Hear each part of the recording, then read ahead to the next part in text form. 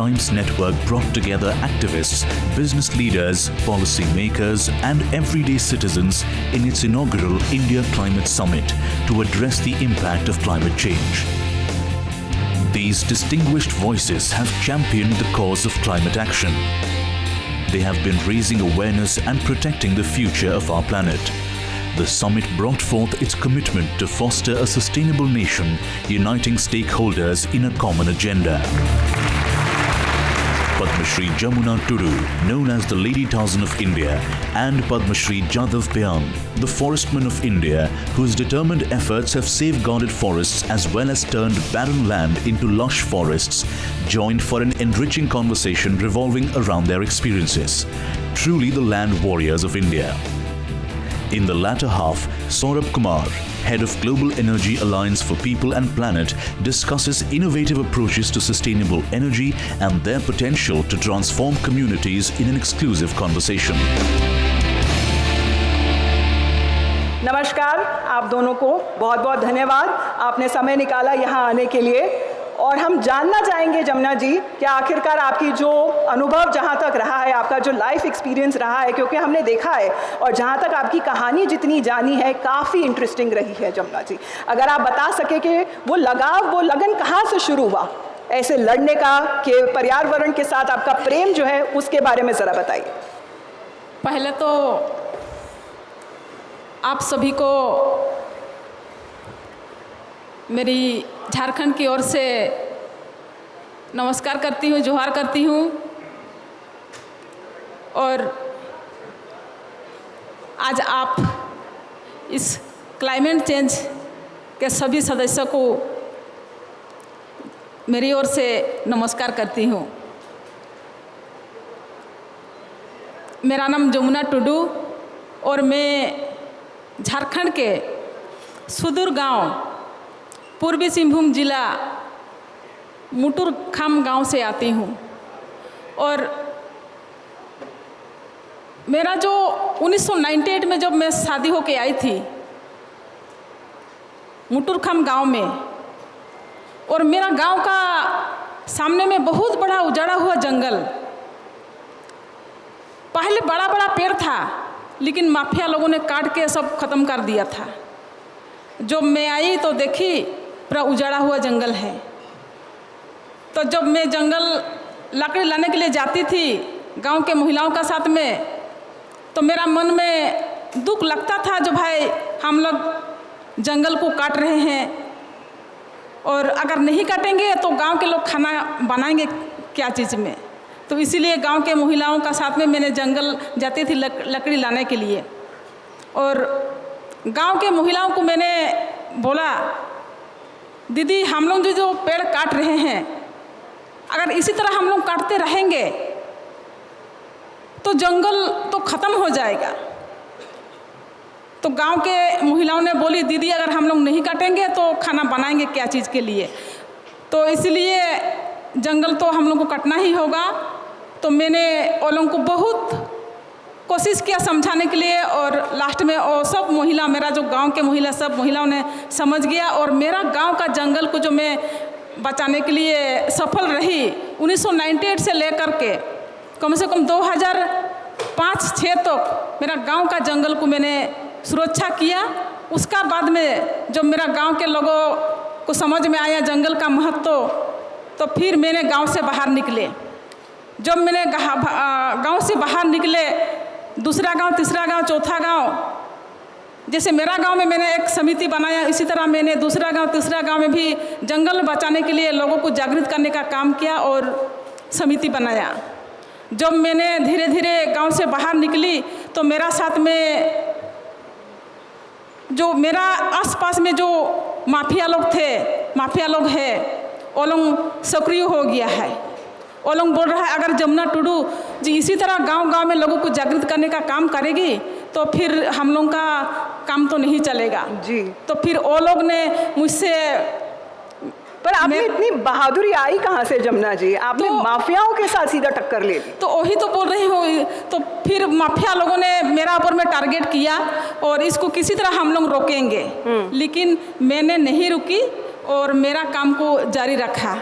मेरा साथ में रेलवे स्टेशन में बहुत बड़ा हादसा हो गया था। मेरा जो स्टेशन है वहाँ से बहुत सारा लकड़ी जाता था, तो मैंने उनको रोकने के लिए गई तो वहाँ पर माफिया लोगों ने टारगेट करके बैठा था, आपके ऊपर हमला किया, पूरा मेरा साथ में हमला किया, पूरा पत्थर फेंक दिया है, पूरा माथा में शरीर में पूरा लोहन हो गया है। चोट लगी? चोट बहुत मतलब चोट लगा। फिर मेरा जो घर में डकैती करा दिया गया है। अच्छा। 1:30 बजे रात को मेरा घर में डकैती लोग घुसा और हम लोग को धमकी देने लगा, अगर आप लोग इस तरह जंगल को सुरक्षा करने का काम कीजिएगा, लोगों को जागृत करने का काम कीजिएगा तो आप लोगों का जान जा भी सकता है। तो जब 1:30 बजे डकैती लोग घुसा, वो लोगों का हाथ में पिस्तौल है, भुजाली है और धमकी दे रहे थे, लेकिन 1 मिनट के लिए थोड़ा सा डर तो लगा, तो हमने बोले भाई हमने क्या किया है जो आप लोग। बहुत बहादुरी का काम किया है आपने जमुना जी, क्योंकि आपने सीधे तौर पे एक वन सुरक्षा समिति भी खड़ी कर दी। वहाँ पे अब बताया जा रहा है कि बहुत सारी महिलाओं का भी अब योगदान रहा है, चाहे वो जंगल बचाने की अगर कोशिश में अगर जुड़ी हुई हैं। जादव जी के पास भी मैं जाना चाहूँगी। जादव जी, अगर आप माइक लेंगे और अपनी कहानी के बारे में ज़रा बताएंगे, क्योंकि ब्रह्मपुत्र के आसपास आपने इतना बड़ा जंगल खड़ा कर दिया सर, सबको पता ही नहीं चला। मेरा जो फॉरेस्ट है तो बहुत हिस्ट्रिकल एरिया है। इंडिया के अंतिम लड़ाई ब्रिटिश और म्यांमार का मेरा फॉरेस्ट में हुआ। अगस्त में उधर ही जन्म हुआ था, लेकिन 1826 उधर ब्रिटिश लोग जब कब्जा 1826 24 फरवरी में नॉर्थ ईस्ट ब्रिटिश के अधीन गया था। तब मैं देखा बचपन से ब्रिटिश लोग ने ढाका और कलकत्ता को संभालने के मेरा फॉरेस्ट कोकिलामुख बरगुप में सामान उतारता और अपर असम डिस्ट्रीब्यूशन। लेकिन 1965 तो विदुषण के 10 किलोमीटर ब्रह्मपुत्र का अंदर चला गया। मैं गया उधर, मेरा 8-9 ईयर्स है। मैं जोरहाट 10 फुट के पेशकार का घर के रुक के मैं उधर ही पढ़ा था। जो पढ़ाया जी वो 90 नंग बालीगांव प्राथमिक विद्यालय एक साइंटिस्ट है नीचे जी, वो लोग बचपन से सिखाया पेड़ पौधा लगाने से भी नहीं होगा जी, पेड़ पौधा लगा के प्रतिपालन करके बड़ा करने पड़ेगा जी, पेड़ का गुनागुण पेड़ का नाम जाने, तो इसे ही मेरे को सिखाया। तो जादव जी, आपको कोई अनुमान है अभी तक आपने इतने सालों में कितने पेड़ लगा दिए? अभी तो करोड़ पेड़ हो गया। अभी 30 ईयर्स में 550 हेक्टर ग्रीन करा। आज इधर ही फॉरेस्ट में शताधिक डियर है, रॉयल बंगाल टाइगर है, राइनो है, 170 एलिफेंट है आज तक। मतलब आप बोल रहे हैं कि वहाँ फॉरेस्ट में, जंगल में शेर भी अब वहाँ रहते हैं, डियर और रैबिट, खरगोश की भी अलग अलग प्रजातियाँ हैं वहाँ पर। आपने तो एक जंगल खड़ा कर दिया अपने आप। जंगल खड़ा होने से ये अनुभव भी है जी, वो क्लाइमेट चेंज के बारे में। तो 1950 में जब तो फ्रांस में हुआ था जी, मैं भी गया था जी, तो इकोनॉमिकल फ्रॉम क्लाइमेट चेंज जी, तब मैं 195 देशों के पूछा आप लोग का इकोनॉमिक के ऊपर कितनी जरूरत है जी, 1 मिनट उसका बंद करो जी, ऑक्सीजन कितनी जरूरत है जी, जब पेड़ ने ऑक्सीजन देता है वहाँ के 20,000 पीपल अपन जिंदगी के लिए एक पौधा लगाओ। All over world 780 crore people एक पौधा लगाओ। तब बहुत ही बढ़िया, तारीफ के काबिल है सर जादव जी आपने जो काम किया। और आप दोनों को सरकार की तरफ से पद्मश्री की तरफ से भी अगर नवाजा गया है, वो भी दिया गया है। आप दोनों का बहुत बहुत धन्यवाद हमारे साथ आने के लिए और अपनी अपनी कहानी बताने के लिए। Truly they are the land warriors and they need to be acknowledged for the work they have done. They are heroes with us right amidst us right here on stage. After the break, join in for an exclusive conversation around empowering communities and how innovations in sustainable energy is contributing to a greener planet. Stay tuned.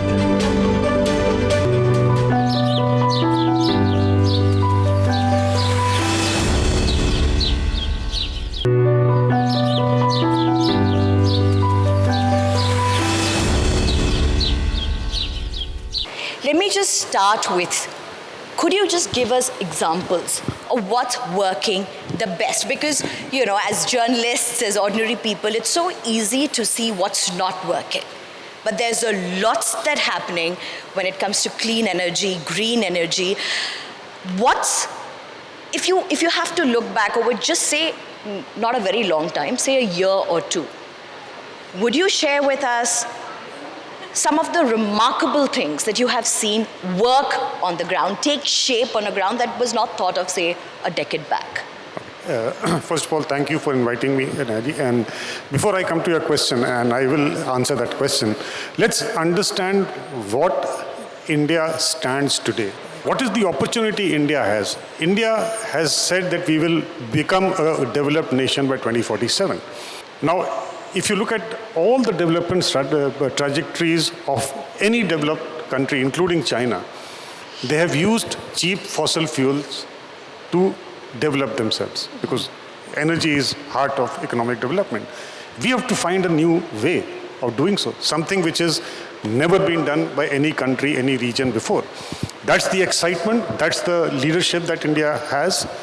Coming to your specific question of what has worked and will work, is, according to me, the biggest energy transition program anywhere in the world. That was announced by the Honorable Prime Minister about 4 months ago, which is the National Solar Rooftop Program. What it does is going to empower 10 million people with cheap, sustainable, reliable solar energy. And it is targeted largely towards 3 kilowatt users and lower, so it is looking at the bottom of the pyramid. Yet again, there will always be an issue of debate between what economic development means and how do we have the concerns of climate change. I'll give you an example. Only 7% of households in India have an air conditioner. Air conditioner. Now, this will increase for sure. Maybe about 3% households own a car. So I think what is needed is not to say that we will do either or, but how do we nudge sustainable development? How do we nudge sustainable transport? And I think not just the country, the entire stakeholders are doing a great job in nudging this country towards a path which no one has done before. And this is a path that will then lead every other developing country that aspires to be a developed country to follow that path. Absolutely. In fact, if you compare today to, say, a decade back, look at the headlines today. We see flash floods in Sikkim repeatedly, span of 8 months. Every few months or every few years, every other year, in fact, we are seeing unprecedented rainfall. You spoke about India, where India is. You have green technology, you have a green economy, and then you have people's aspirations. Can these three be taken together? It has to be. There is no choice. I mean, in fact, in the development model that we have all seen how US has developed, Europe, all these three were different. And that's why we have come to the problem that we have. And therefore, the communities, the sustainability has to be at the heart of everything, economic development. And therefore, what I would feel is that this country needs a far more integrated policy and planning. For instance, when we talk about energy transitions, just to give you at the central government level, this involves 18 different ministries, because you have to transition not just the coal sector to renewables, but you have to equally take the industrial sector, the cement plants, away from coal and gas to something else. Similarly, your transport has to go. Therefore, you need an integrated approach to planning, policies, regulations. And what I think is the need of the hour is a kind of a high-powered energy transitions commission that this country should have, precisely for this integrated approach towards planning, which takes into account what is the need of a consumer. How do you make sure that the consumer of energy is able to walk the talk that all of us want everyone to do so? Could you give us a sense of what's the level of urgency? Because we speak so much about this. Over the last few years, this is there in the mainstream narrative as well. There's discourses after discourses as well. But when it comes to action, when it comes to implementation, what's the sense of urgency? Look, the urgency, I think we heard the last panel. There is no doubt that it had to be done day before yesterday, not even yesterday. But let's be realistic. If India is at a level where about 70% of energy comes from fossil fuels, that is not going to go away in a hurry. There will be a transition towards a net zero future, which means there will be a peak. Our fossil fuels use may actually increase before it starts to go down. And the reason is that alternate technologies, whether it is solar, wind, or upcoming ones like hydrogen, first of all, solar and wind are intermittent. You cannot run a hotel like this or a city like Delhi or Mumbai using solar energy. You need a stable power. So what are the candidates for stable power? It's nuclear. India does not have fuel as far as to run nuclear. And therefore, either you wait for battery prices to fall, that's when you can make solar and wind reliable. Otherwise, the cost of transition will be very, very high. We have to be mindful of the fact that the cost of transition and just to give you a sense why I'm saying this, if you look at the per capita, the percentage of our per capita income that we spend on energy is about 14%. Look at OECD countries and US, it's less than 3%. And remember, even US and Europe, large part of it is driven by fossil fuel.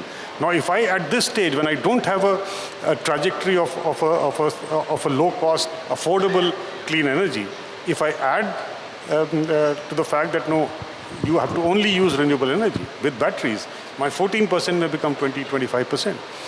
So therefore, it's a much more calibrated approach that we need when it comes to energy transition. And I think the government of India has been, if you look at all the other G20 countries or even more, I think we have the most ambitious plan moving ahead.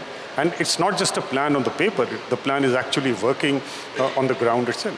That I'm sure is a big relief to hear itself. But when you talk about India and moving ahead in this direction, there are some states that are doing some very noteworthy work. They are really pushing forward to be able to get results in this particular area. Do you want to speak possibly about some of the best practices that India has at this point? Yeah, I think let's start with this city itself, Delhi. And if you see, Delhi has become the second largest city in the world, having the second largest fleet of electric buses in the world in the last 2 or 3 months. Moving forward in the next 1 year, this would become the largest electric buses fleet anywhere in the world. So this is a best practice, and they have done this using a very innovative approach towards not using government money, but using procuring bus as a service. So that's number one. Number two, look at Maharashtra. Maharashtra and Rajasthan both have taken up solarization of agriculture feeders in a very massive way. And that's really not just reducing their overall cost to the DISCOM, but it has a massive social benefit to the farmers. Otherwise, I'm sure you know, most of the distribution companies provide electricity for water pumping to farmers during the night time. But when you solarize agriculture, you start to get electricity during the day. So there are several good practices that are there elsewhere in the country, and that's the reason why I'm suggesting that we have an Energy Transitions Commission where a large-scale consensus should be there on how do you replicate these best practices, how do you do some kind of a rating of states on energy transition, just to motivate them to move ahead. I think we have seen this in the Swachh Bharat ratings, how municipal corporations are actually competing against each other to become better. We need similar indices for energy transitions, and how do we push the envelope, and I'm sure the new dispensation that we have will take us closer to that. Good to hear that. Thank you very much, Mr. Saurabh Kumar. It's been great talking to you. Thank you very much.